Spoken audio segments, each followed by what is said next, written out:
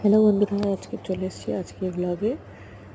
তো এই রইল চিকেন, আর এটা হচ্ছে আদা রসুনের পেস্ট, সাথে অনেক মশলা দেওয়া রয়েছে। তো আজকে বুকু ঘুমাচ্ছিল, তাই ভাবলাম একটু চিকেন বানিয়ে নিই। তো আমি ম্যারিনেশন করছি এখানে চিকেনটা।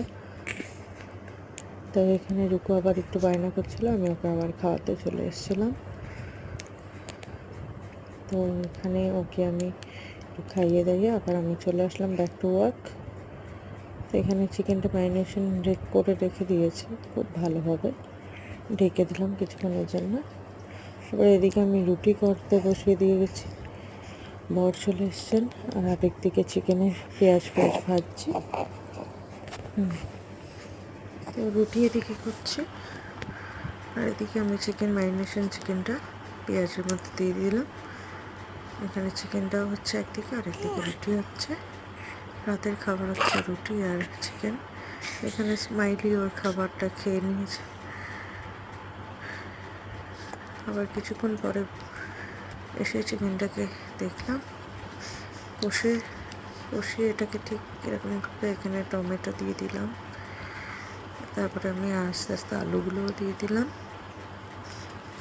তো করছি, এখন আমি বেশি জোরে বলতে পারছি না, কারণ ঘুমাচ্ছে আশেপাশে, মানে ঘুমানোর পথেই আছে। তো সেই কারণে তো আমি আলু ফালু দিয়ে চিকেনটাকে আরও ভালোভাবে সুন্দর করে কষিয়ে এখানে একদম ড্রাই তেল ছেড়ে গেছে চিকেন থেকে। তো অল্প সামান্য জল দিলাম, কারণ রুটি দিয়ে খাওয়া হবে, তো সেই রুটির আন্দাজ অনুযায়ী জলটা দিলাম। তো কাজেই আজকের অনেকটা দেরি হয়ে গেছে, রাত 11টা বাজছে।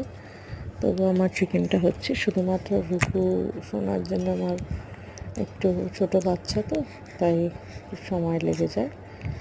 তো এখানে আমার চিকেন তৈরি হয়ে গেল। আমি আবার পরিবেশন করলাম নিজের জন্যই, যে ফার্স্টে আমি নিজে